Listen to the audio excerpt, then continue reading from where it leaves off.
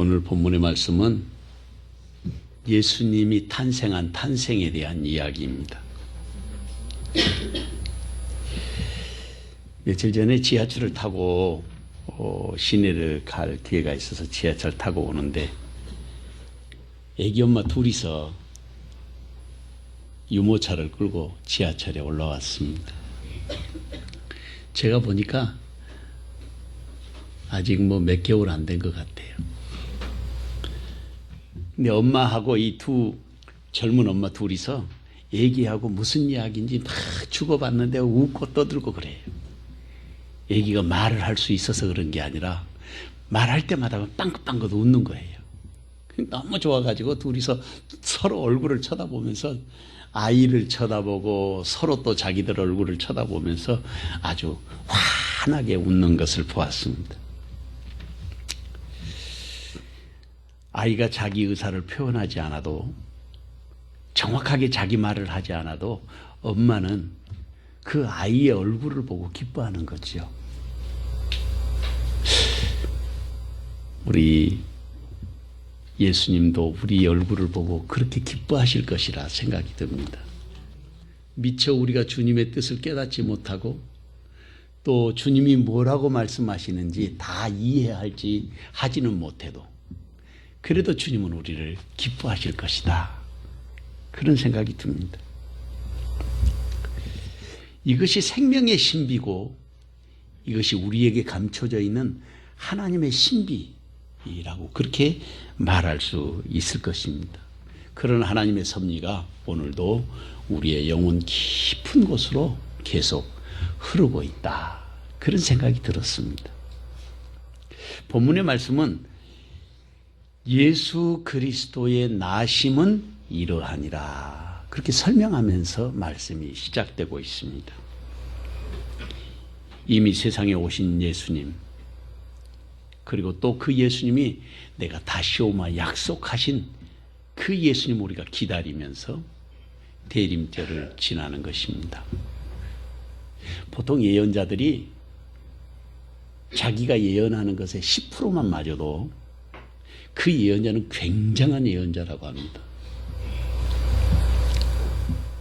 그런데 우리가 가지고 있는 이 성경은 3,000년 동안, 3,500년 동안 기록되어져 있는 이 말씀 속에 그 내용이 하나도 틀린 적이 없이 그대로 예언이 성취되고 있습니다. 그리고 더 놀라운 사실은 지금 우리가 살아가는 이 시대는 성경에 기록되어 있는 모든 예언과 계시가 거의 다 이루어진 시대를 우리가 살고 있습니다. 이것이 놀라운 일이에요. 우리가 사는 시대는 성경 말씀이 다 성취되어져 버린 그런 시대를 살고 있어요. 그러기에 오늘 성탄절은 이 대림절을 통해서 준비하고 기다리는 예수님을 맞이하는 날이기도 하지만 다시 오시마 약속하신 그 주님을 기다리는 소망을 안고 사는 그런 은혜가 오늘 저와 여러분에게 함께 하시기를 주님의 이름으로 축원합니다. 첫째로 본문의 말씀,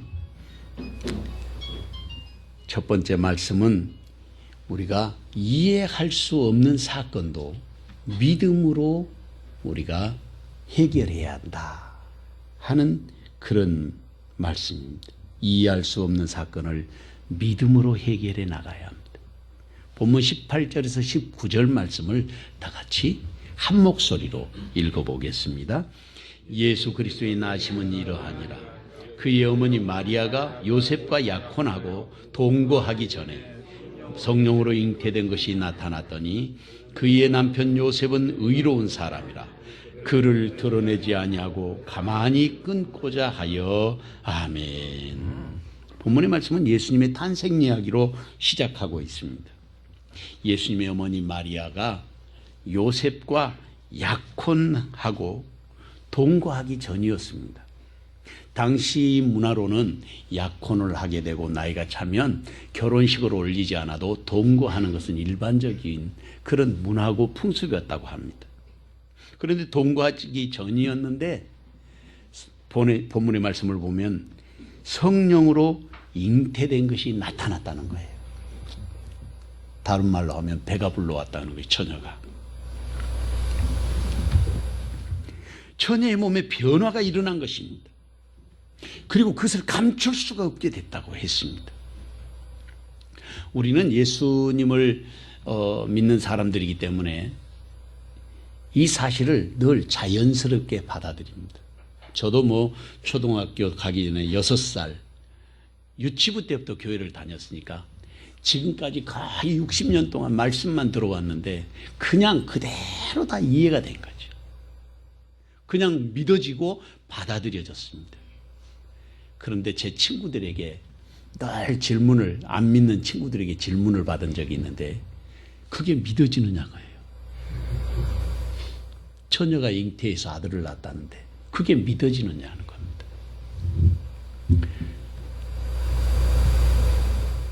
목사님들 가운데도요, 아주 이성적인 사람, 영적인 경험이 좀 없고 공부만 한 사람, 아니 좀 더 심하게 말하면 거듭난 경험이 없는 목회자는 이게 안 믿어집니다. 제가 그런 목사님을 봤어요.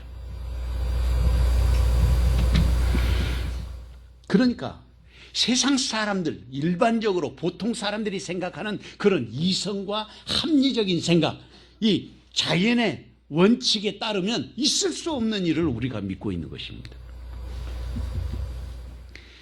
그런 사람들은 믿음의 원리나 창조의 질서나 하나님의 능력에 대해서 전혀 이해하지 못하는 사람들이기 때문에 받아들일 수가 없는 것입니다.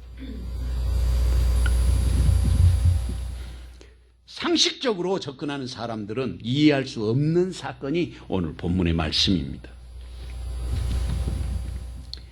당시에 유대 문화적인 상황에서 약혼한 상태의 처녀가 임신했다는 것은 크게 두 가지, 그것을 전제하고 있는데, 첫째는 약혼을 파기당하는 거죠. 결혼할 수 없을 거 아니겠어요?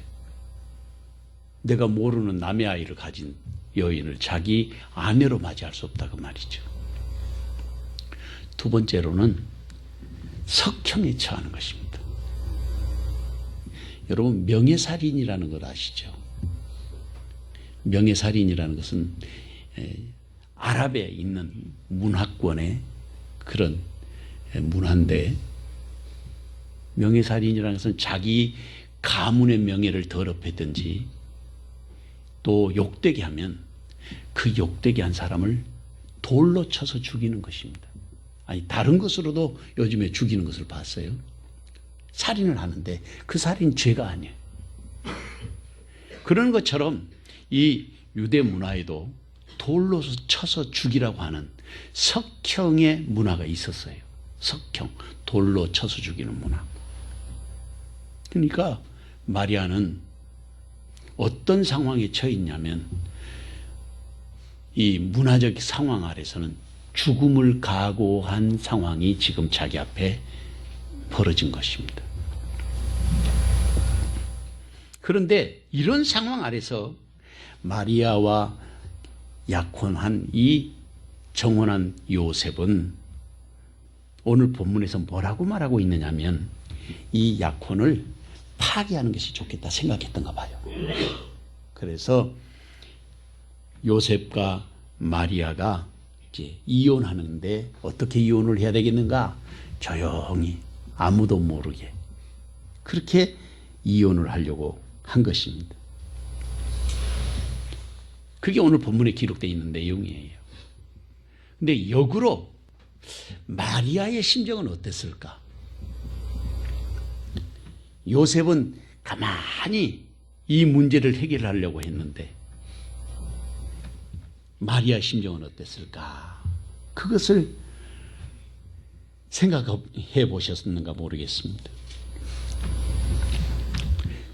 이 자신의 몸을 온전히 하나님 앞에 드리는 이 순종의 사건은 죽음의 위기 속으로 자신을 내몰 수도 있었는데 천사의 방문을 받고 수태고지를 마리아가 듣고 난 다음에 뭐라고 말을 하냐면 누가복음 1장 38절 말씀에 주의 여종이오니 말씀대로 내게 이루어지이다 이렇게 말했어요. 옛날 성경은 주의 계집종이오니 말씀대로 내게 이루어지이다 이렇게 번역했거든요. 계집종이라는 말을 여종이라는 말로 순화시켜서 이번에 번역은 그렇게 해놨어요. 마리아의 위대함은 어디에 있는가? 바로 그 고백에 있다. 그렇게 말할 수 있습니다. 어떤 의미에서는 하나님에 대한 절대적인 신뢰가 거기 있었고, 다른 하나는 세상 문화적으로 마리아의 입장을 가만히 분석해 보면 마리아는 자기의 생명을 주님 앞에 드리는 그런 헌신으로 여기에서 고백한 거예요. 그래서 마리아가 위대한 성모 마리아다 이렇게 말할 수 있습니다. 캐토릭에서 말하는 성모 마리아 말고 캐토릭에서는 여기에 나와 있는 25절 말씀 아들을 낳기까지 동침하지 아니하더니 낳음에 이름을 예수라 하니라. 이 말씀을 해석을 아주 이상하게 해요. 그래서 동정녀 마리아는 영원한 동정녀로 살았다고 해석을 그렇게 합니다.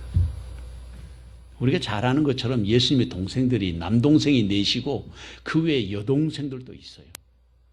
예수님의 그 형제 자매는 최소한 못해도 6명에서 7명 이상이에요. 6남매 이상. 캐토릭 신자에게 제가 성경 구절을 찾아줬더니 그건 예수님 사촌이라 그러더라고요. 예수님의 동생들이 찾아왔다 했잖아요. 예수님 사촌이래. 성경 말씀은 있는 그대로 우리가 받아야 되는 것이죠.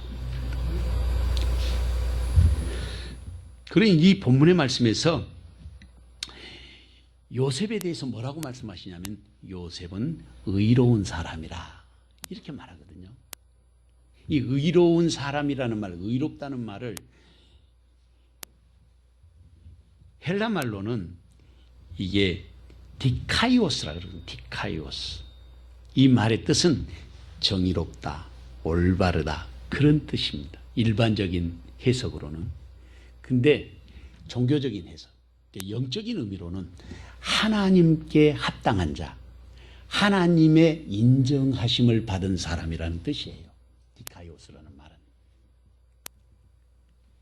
그러니까 요셉은 하나님 앞에서도 하나님이 합당한 자로 여기실 만한 사람이란 말이죠. 하나님이 인정하실 만한 그런 인물이라는 거예요. 여기서 제가 우리 성도들에게 드리고 싶은 것이 하나 있는데 그게 질문인데 우리가 말씀을 대하면 말씀을 거울로 삼고 나를 비춰봐야 되지 않겠습니까? 나는 요셉처럼 하나님이 나를 하나님의 사람으로 합당한 사람이라고 인정받을 만한 사람인가? 스스로에게 질문해 볼 필요가 있어요. 그래야 말씀이 의미가 있지. 그냥 성경은 성경대로 나는 나대로 이렇게 있으면 아무런 의미가 없잖아요. 2000년 전에 있었던 이야기인데 하나님이 나를 합당하게 여기실 만한가? 오늘 이 시대에 지금 이 자리에 하나님 앞에 서는 나의 모습으로 디카이오스 하나님의 뜻에 합한 사람 그런 뜻을 갖고 있는 것인데 정원한 마리아를 여기서 배려해서 드러내면 마리아는 돌에 쳐 맞아 죽어야 되는 것이거든요. 그런데 조용히 그것을 끊으려고 했어요. 이게 이 짧은 문장 속에 들어있는 이 요셉의 인격, 인품 아니면 요셉의 성정이 나타나 있는 것입니다.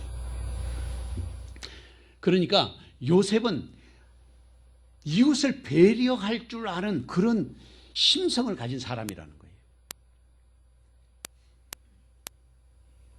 정의로운 사람들은 그 일을 드러내가지고 완전히 모든 것의 옳고 그름을 따지는 것이지 않겠어요? 그게 정의롭다고 생각하지만 사실은 일을 해결하는 데 있어서 하나님의 선한 역사를 이루지는 못해요. 어마어마한 상처와 충격이 오는 거죠. 조용하게 해결하려고 했다는 말이 하나님에게 합당한 믿음의 사람들의 삶의 자세, 이것을 지금 보여주고 있다. 그렇게 말할 수 있습니다. 보통 사람 같으면 얼마나 억울하겠어요. 이제까지 기다려온 정원한 내 약혼자인데, 자신과 정원한 처녀가 아이를 가졌다는데 이해할 수 없었을 것입니다. 용납할 수도 없었을 것입니다. 그런데 요셉은 의로운 사람에서 이 일을 가만히 끊고자 하였다. 그렇게 말하고 있습니다. 디카이오스. 이게 그리스도인들의 삶의 자세, 이것을 보여준 것이라고 말할 수 있습니다. 우리가 어떤 문제를 해결할 때 조용하게 시끄럽게 하는 것이 아니라 기도하는 마음으로 상대방을 배려하면서 그렇게 일하는 사람이 진짜 그리스도인이라는 거죠. 초대교회에 엄기현이라고 하는 영수가 계셨습니다. 봉화산 밑에 사셨는데, 서울에. 지금은 그 교회가 경동제일교회입니다. 그 교회가. 이 영수님들은 우리 지금으로 하면 장로님은 아니고 안수 집사님보다는 조금 위상이 더 있었던 분들인 것 같아요. 그래서 목사님이 혹시 출타하게 되면 강단에서 말씀도 전하고 성도들의 지도자가 되고, 그러니까 옛날 어른들은 다 그렇게 했죠. 그러니까 장로님들이 되면 말씀도 전하고 가르치고 하는 그 책임도 있어요. 그러나 그런 일만 한 게 아니라 이 영수가 무슨 일을 하냐면 교회 종도 치는 거예요. 교회 종. 오늘같이 11시 예배면 10시 반에 초종 치고 11시 되기 전에 또 재종 치고, 수요일이고 새벽 기도고 늘 하나님 앞에서 그렇게 충성을 다했다고 합니다. 근데 이분의 직업이 뭐냐면 마부예요, 마부. 근데 이분이 모시던 분이 있었는데 그분이 왕족이었어요. 그 왕족의 이름이 이재현이라고 하는 분이죠. 이재영이라고 하는 이 왕족의 마부로 살았는데, 이재영이라는 분은 고종의 동생입니다. 사실은 서열순으로 보면 나이가 고종이 조금 더 위에서 왕이었지, 일찍 태어나셨으면 이분이 왕이 됐을 거라는 거예요. 충청도에 갔다 올라오는 길에 이 이재영 왕족이 자기는 왕도 못 되고 그러니까 그 임금님 다음 자리가 승동대감이랍니다. 호칭이. 그래서 승동대감을 모시고 다니는데, 이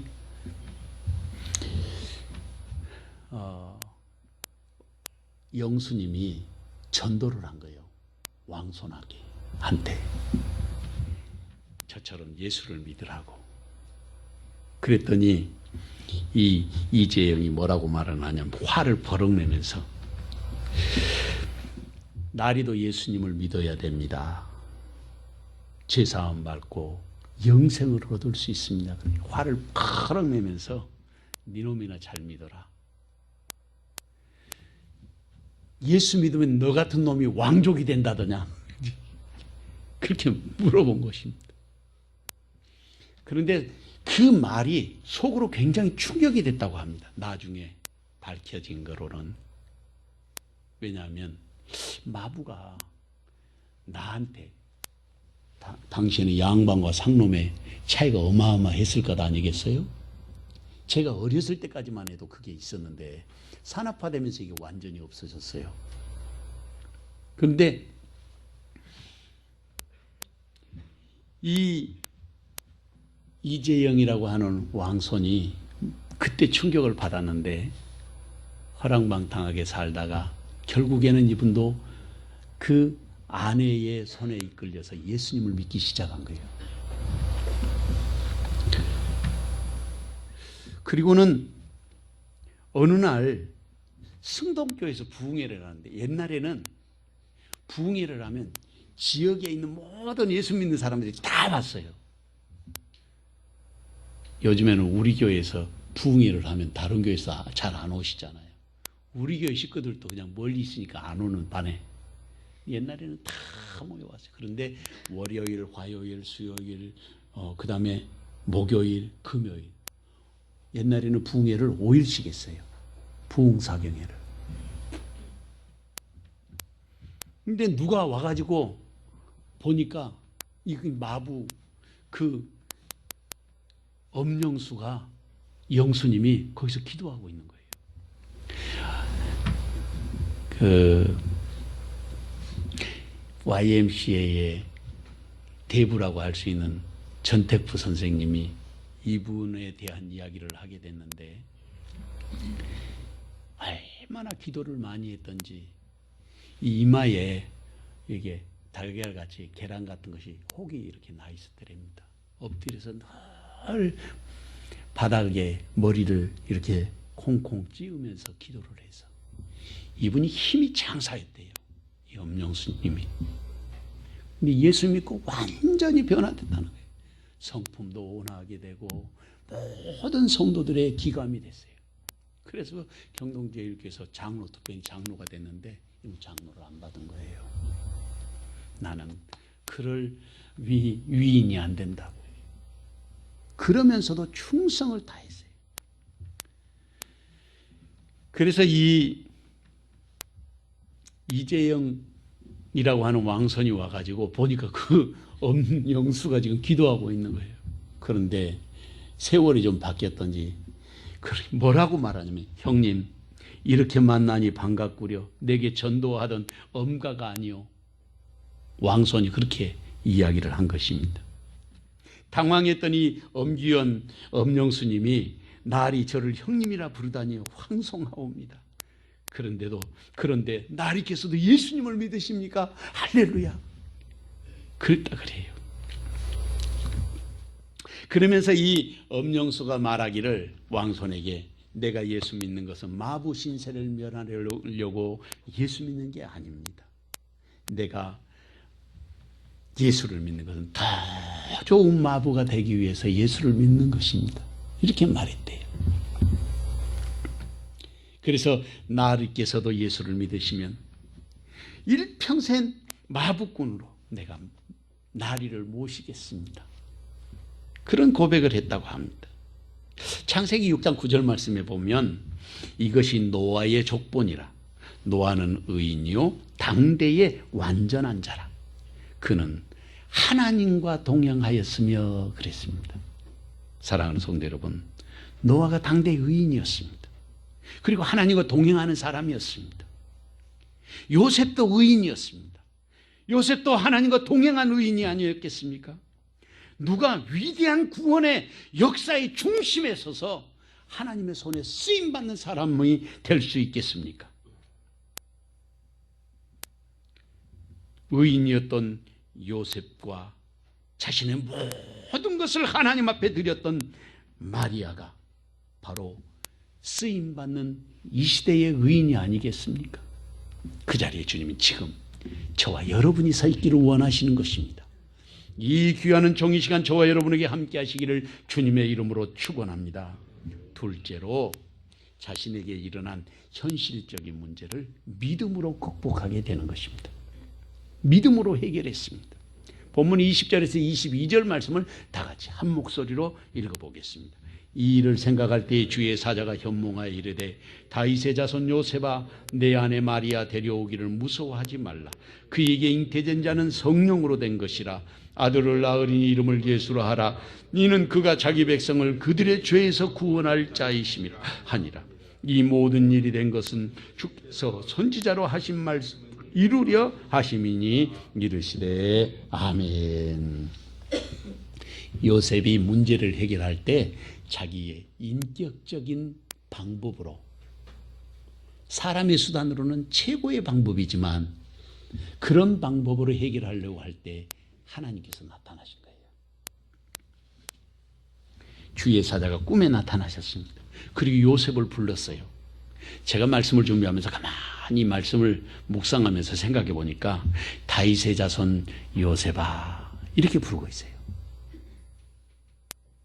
이게 굉장한 의미가 있다 생각이 들었습니다.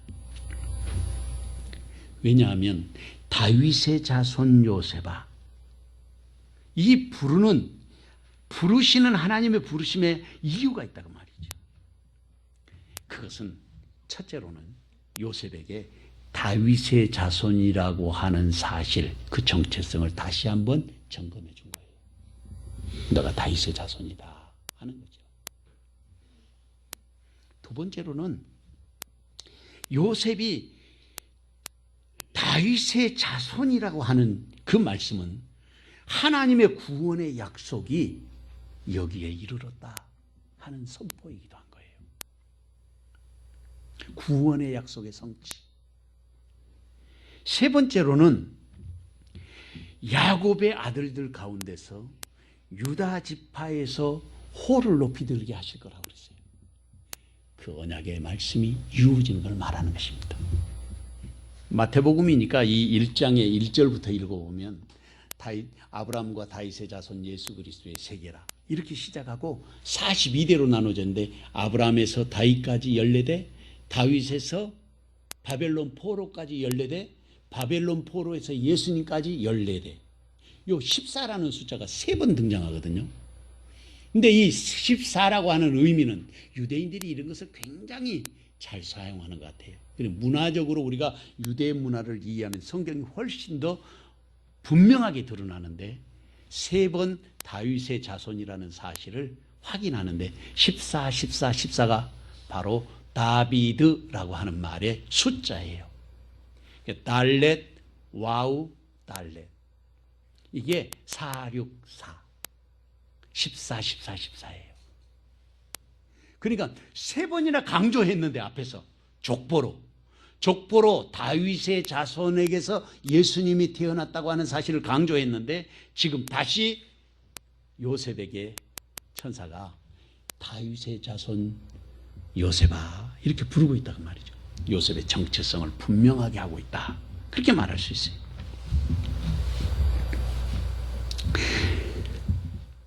그런데 여기서 우리가 알 수 있는 것은 요셉이 조용히 마리아와 관계를 끊으려고 했다는 그 말씀 속에서 인격적인 배려로 요셉의 성숙한 그릇, 사람이 살아가는 그 사람의 인격이 어떤 일을 대할 때 어떻게 해결하느냐에 따라서 그 사람의 인격이 드러나지 않겠습니까? 근데 요셉의 인격이 그렇게 드러난 거예요. 그런데 그것조차도 하나님은 용납하지 않으신 거죠. 그건 사람의 방법이라는 거예요. 하나님의 방법으로 우리가 그렇게 쓰임받아야 할 것을 가르쳐 주는 것입니다. 사람의 방법을 따르는 것이 아니라 하나님 앞에서 하나님의 인정하심을 받는 그런 믿음의 결단과 그런 삶을 살아야 우리가 하나님으로부터 인정받는 진정한 그리스도인으로 살게 되는 것입니다. 그래서 이어서 말씀하시기를 내 안에 데려오기를 무서워하지 말라. 그에게 잉태된 자는 성령으로 된 것이다. 아들을 낳으리니 이름을 예수라 하라. 이는 그가 자기 백성을 그들의 죄에서 구원할 자이심이라 하니라 라고 말씀하십니다. 그러니까 요셉이 알았던 마리아의 이 처녀의 잉태된 사건은 인간적인 사건이 아니고 하나님의 사건이었다는 것입니다. 오늘 우리의 삶 속에서 일어나는 모든 상황 속에서 하나님의 은총을 발견할 수만 있다면, 하나님의 사건을 우리가 깨달을 수만 있다면 우리는 늘 믿음 안에서 승리할 수 있는 것입니다. 하나님의 사건, 그에게 잉태된 자는 성령으로 된 것이라. 하나님이 구원의 역사에, 세상의 역사에 개입하셨다는 것입니다. 사망이 왕 노릇해온 역사였습니다. 구원의 역사를 이루기로 약속하고 계시해왔던 말씀들이 이제는 본격적으로 시작됐다는 그런 의미입니다. 하나님의 구체적인 역사가, 구원의 역사가 여기에 구체적으로 실현되고 있다고 하는 말씀입니다. 그리고 21절 말씀에서 말씀하시기를 아들을 낳으리니 이름을 예수라 하라. 이는 그가 자기 백성을 그들의 죄에서 구원할 자이심이라 하니라. 죄에서 구원할 자. 이 말을 뒤집어서 살펴보면 죄가 지금 만연해 있어서 온 세상이 사망의 권세 아래 있는데 이제는 사망을 걷어내시겠다는 거예요. 빛으로 어둠을 물러가게 하시겠다는 그런 말씀입니다. 다시 말하면 새로운 창조의 역사가 시작될 것을 말하는 것입니다. 그리고 22절에서 그렇게 말씀하십니다. 이 모든 일에 된 것은 주께서 선지자로 하신 말씀을 이루려 하심이니라. 할렐루야. 이 말씀이 의미하는 것은 하나님께서 선지자들을 통해서 약속하신 말씀을 이루기 위해서라는 것입니다. 오늘도 시간이 흐르고 역사가 흘러가는 동안에 하나님은 하나님의 말씀을 이루고 계신다는 사실을 잊으면 안 되겠습니다. 초대교회 당시에 로마 교회의 성도들을 예수 믿지 못하게 하려고, 심지어는 폴리갑 같은 경우도요, 계속해서 82살이나 되셨기 때문에 백발 노인에게 많은 사람의 칭찬을 받고 존경을 받았기 때문에 회유했어요. 한 번만 예수님을 부인하면 당신을 풀어주겠다고. 근데 폴리갑이 뭐라고 말을 하냐면, 일생 동안 내가 하나님을 믿어왔는데 하나님이 한 번도 우리 주님이 나를 모른다고 하지 않았는데 내가 어찌 그 주님을 부인하겠느냐고. 그래서 폴리갑은 불에 타서 죽습니다. 이 로마 교회에서도 펠리시타스라고 하는 젊은 여인이 있었어요. 아이를 가졌습니다. 근데 예수 믿는 것 때문에 감옥에 갇혔어요.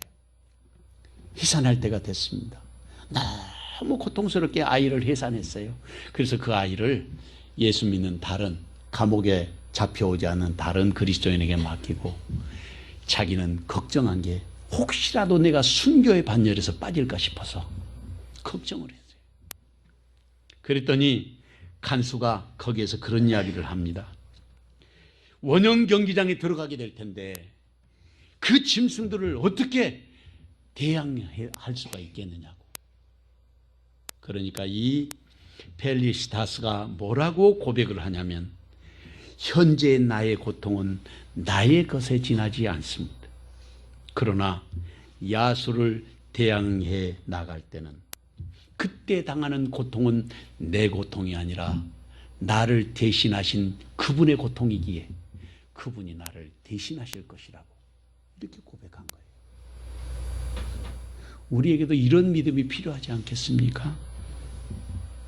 초대교회 모든 성도들의 그런 고백이었다는 거예요. 제가 얼마 전에 자료를 보니까 지금 중국이 3,000명 이상 되는 교회, 그 교회들을 다 때려 부시고 있습니다. 지금 시진핑이가. 그냥 제가 가만히 살펴보니까 교회를 핍박하기 시작하면서부터 시진핑이 지금 어려움을 당하는데, 중국이 경제적으로 어려움을 당하기 시작한 것이 2013년 하반기부터 지금 어려움을 당하고 있습니다. 그리고 지금 최악의 지경에 왔다고 합니다. 흔히 경제적인 용어로 디폴트가 올 거라고 그래요. 그러면 전 세계적인 어려움이 올 겁니다. 이 경제적인 어려움이 오면 그것을 타개하기 위한 방법이 딱 하나밖에 없습니다. 그게 뭔지 아세요? 전쟁이에요. 그래서 어쩌면 성경에 이야기하고 있는 마지막 전쟁이 조만간에 촉발될지도 모른다는 거예요. 이게 수백 수천 개 핵무기를 갖고 있잖아요. 북한도 뭐 수십 개를 갖고 있다는데. 우리가 많이 기도해야 됩니다. 지금 미군의 수많은 군사 장비들이 지금 우리나라를 향해서 오고 있습니다.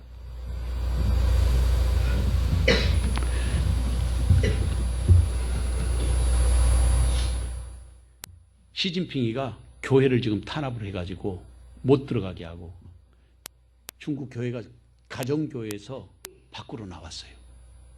근데 나오니까 지금 핍박을 해가지고 십자가를 다 철거했습니다. 우리 힐미션에서 후원하는 신은당 교회, 자기들이 교회 그쪽으로 지으라고 해놓고 그것도 십자가, 큰 십자가 1.5톤 되는 십자가를 와가지고 기중기로 와서 다 떼냈습니다. 성도들이 자기 몸을 거기다 감고 해도 소용없어요. 다 떼냈어요. 그래서 중국 교회가 지금 흩어지기 시작하고 있습니다. 어디로 흩어지느냐? 자기 가정으로. 다시. 가정에서 예배하고 가정에서 하나님을 찬양하고 하면 그런 문제에 봉착하지는 않을 거라는 생각이에요. 그리고 지금 중국 성도들이 생명 걸고 예수 믿기 시작하고 있습니다. 중국 성도들이. 우리도 그런 날이 올지 몰라요. 고린도전서 2장 5절 말씀에 보면 너희 믿음이 사람의 지혜에 있지 아니하고 다만 하나님의 능력에 있게 하려 하였노라. 사람의 지혜로 우리가 믿는 게 아닙니다. 우리의 믿음은 하나님의 능력으로부터 오는 것입니다. 사랑하는 성도 여러분, 우리의 믿음이 사람의 지혜에 있는 것이 아닙니다. 하나님의 능력에 있는 것입니다. 우리가 살아가는 현실 속에서도 하나님을 믿는 믿음의 원리는 그대로 역사되는 것입니다. 누가 주님의 역사심을 따라 사는 사람이 되어야 하겠습니까? 누가 하나님의 뜻을 깨닫고 그 손길에 자신을 맡기는 이 시대의 요셉이 되고 마리아가 되어야 하겠습니까? 그 자리에 주님은 지금 저와 여러분이 서 있기를 원하시는 것입니다. 이 귀한 종이 시간 저와 여러분에게 함께 하시기를 주님의 이름으로 축원합니다. 마지막으로 하나님은 언제나 우리와 함께 하시는 하나님이십니다. 본문 23절에서 25절 말씀을 다 같이 한 목소리로 읽어보겠습니다. 보라, 처녀가 잉태하여 아들을 낳을 것이요 그의 이름은 임마누엘이라 하리라 하셨으니 이를 번역한 즉 하나님이 우리와 함께 계시다 함이라. 요셉이 잠에서 깨어나 일어나 주의 사자의 분부대로 행하여 그의 아내를 데려왔으나 아들을 낳기까지 동침하지 아니하더니 나음의 이름을 예수라 하니라. 아멘. 이 말씀은 이사야 7장 14절 말씀을 말씀이 이루어지는 것을 여기에 기록해 놓은 것입니다. 그때 예언한 말씀이죠. 그런데 여기서 처녀가 잉태해 아들을 낳을 것인데 그의 이름을 임마누엘이라고 하신다는 거예요. 늘 읽는 말씀인데 이번에 가슴에 확 와닿는 의미가 있었습니다. 임마누엘, 하나님이 함께 하신다는 거예요. 우리는 자연스럽게 받아들이지만 우리가 성경을 자세하게 읽어보면 하나님을 만나는 사람은 어떻게 되는 것입니까? 죽는 거예요. 하나님이 우리를 죽이는 것이 아니라 우리가 죄인이기 때문에 죄인이 하나님을 만나면 하나님의 의, 하나님의 거룩하심을 만나면 스스로 견딜 수 없게 되는 거예요. 죽음을 당하게 돼요. 그런데 하나님이 우리와 함께 하신다는 거예요. 모세가 하나님을 보고 싶어 해서 소망하니까 하나님이 보여주시긴 보여주셨는데 하나님이 모세를 엎드리게 하고는 등을 짚고 넘어가시잖아요. 하나님의 뒷모습을 봤다고 성경 기록되어 있어요. 여러분, 마노아, 삼손의 아버지가 마노아인데 이 마노아가 결국에 하나님의 사자를 만났는데 하나님의 사자에게 재물을 갖다 드렸더니 지팡이로 탁 짚으니까 불이 났어요. 불꽃을 타고 그 사자가 하늘로 올라갔어요. 그때 마노아가 엎드려서 통곡을 합니다. 내가 이제 죽었다. 하나님을 만났기에. 그런데 옆에 있던 그 부인이 아니 당신을 죽일 것 같으면 뭐 하려고 보여주겠느냐고 하면서 위로하고 기쁘고 감사한 마음으로 하나님께 제사 드리는 모습이 나옵니다. 하나님을 만나면 죽는다는 거예요. 이사야 6장의 말씀에서도 보면 이사야가 하늘문이 열리고 하나님의 보좌를 보게 됐습니다. 천사가 6개의 날개 달린 천사가 찬송하고 영광을 노래하는데 그때 이 이사야의 고백이 이사야 6장에 나옵니다. 화로다 나여 내가 죽게 되었도다. 입술이 부정한 자 중에 거하는 자로라. 그런데 오늘 본문의 말씀은 하나님이 우리와 함께 하신다는 거예요. 임마누엘. 이 말은 하나님의 영적인 새로운 창조의 역사가 시작됐다는 거예요. 우리에게 있어서 하나님을 만나도 죽지 않는 은총의 역사가 시작되는 것을 선포하고 있는 말씀이라 그 말입니다. 그게 임마누엘의 역사예요. 엄청난 영적인 변화를 선포하고 있습니다. 어마어마한 영적인 혁신이 시작된 것입니다. 왜냐하면 하나님은 거룩하시고 우리는 죄인인데 하나님을 보면 죽을 수밖에 없는 인생인데도 불구하고 하나님께서 우리가 함께 하시겠다고 하는 영적인 대변화의 사건이 일어나는데 그것이 바로 예수님의 탄생의 역사예요. 예수님이 그래서 이 땅에 사는 동안 제자들이 그런 말씀하셨어요. 내가 아버지께로 가는 것이 너희에게 유익이라. 왜 유익이라고 말씀하시냐면 요한복음 14장 말씀해 보면 보혜사에 대한 이야기가 나오거든요. 그리고 16장에 성령에 대한 자세한 설명이 나옵니다. 신천지에서 이만희가 보혜사라 그러는데 지난주에 20 몇 년 만에 예전에 우리 교회 다니시던 어느 집사님이 전화가 왔어요. 그리고 여기다가 조그마한 무슨 그 광고지를 갖다 놓고 가셨어요. 제가 설명을 쭉 들었어요. 너무 반가워서 전화했어요. 그랬더니 신앙생활 잘 하시냐고 제가 여쭤봤더니 잘하고 있대요. 무슨 교회 다니시느냐고 했더니 기쁨의 성교회 다닌대요. 그래서 제가 거긴 구원파 2단이라고 그랬어요. 이 집사님이 저를 아직도 잘 모르는가 봐요. 제가 어렸을 때 2단에 다 잠깐 들어갔다 나온 사람이라는 거. 구원파 2단이라고 제가 그랬어요. 그랬더니 지금은 아니라고. 지금 아니기는 무슨 아니라고. 백석대학교 교수님도 은퇴하신 교수님도 오시고 뭐 어쩌고. 그래도 2단이라고 제가 그랬어요. 이분이요 저를 전도하려고 오셨어요. 할렐루야. 구원파 2단에 두 가지 아주 잘못된 오류가 있는데 하나는 한 번 구원받으면 영원히 구원받는다. 성경에 후메네오와 더메드리오 알렉산더 이야기가 나와요. 한 번 은혜를 맛보고 타락하게 되면 더 악하게 된다고 그랬어요. 구원받기 어려워요. 은혜도 성령의 능력을 성령을 소멸하겠느냐 그렇게 말씀하셨거든요. 성령을 소멸하는 일이 벌어지는 거예요. 두 번째로는 한 번 회개하면 회개할 필요가 없다 그러는데 그것은 주님 앞에 섰을 때 하는 이야기. 완전해졌을 때. 우리가 이 땅에 사는 동안 아직 육신을 벗지 못했기 때문에 우리는 늘 타락할 가능성이 있어요. 목사님들도 타락한 목사님들 많이 봤어요. 그 사람들만 타락하는 게 아니에요. 저와 여러분도 타락할 개연성을 갖고 살아가요. 언제까지? 주님 오시는 그때까지. 그렇기 때문에 늘 나를 사로잡아 그리스도께 복종케 하는 이 영적인 훈련을 우리는 계속해야 되는 거예요. 그게 구원파의 아주 큰 오류 두 가지예요. 근데 저를 전도하려고 온 거죠.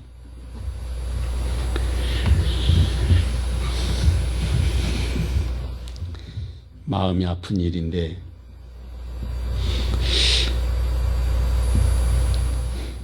요셉이 잠에서 깨어나서 24절 보면 그리고 말하기를 주의 사자의 분부대로 행하여 그를 아내로 데려왔다 그랬습니다.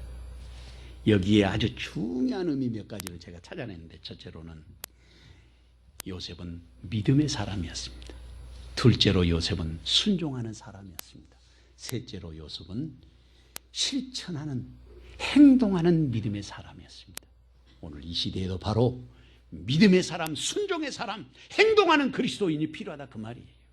그때 하나님의 역사가 이루어지는 거예요. 그때 하나님의 영광이 드러나기 때문에 그렇습니다. 러시아의 작가 톨스토이는 원래 귀족 출신이었습니다. 온갖 부귀와 영화를 누리며 살았습니다. 그런데 그 인생에 참 만족은 얻지 못했습니다. 늘 원망도 불평도 가슴속에 가득 찼습니다.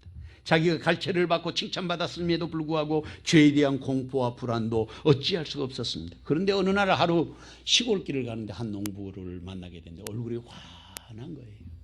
우리 예수 믿는 우리 집사님들 다 환한 것처럼 환하신 게 평안한 것 같아요. 그래서 하도 마음에 궁금한 마음이 들어서 찾아가서 물어봤어요. 어쩌면 그렇게 평화로운 마음을 가지고 사느냐고 여쭤봤습니다. 유난히 얼굴이 평화스럽다고. 그랬더니 그 농부가 하는 말이 하나님을 의지하고 살기 때문이라고 했습니다. 그래서 내 마음에 기쁨이 가득 차 있다고 했어요. 사랑하는 성도 여러분, 우리 마음에 기쁨이 가득 차게 해야 되는 것입니다. 우리 기쁨을 도둑질해 가지 못하도록, 사탄이 우리를 공격하지 못하도록 그렇게 우리는 늘 기도해야 됩니다. 우는 사자처럼 사탄은 지금도 산길차를 찾아서 두루 다니고 있다 그랬습니다.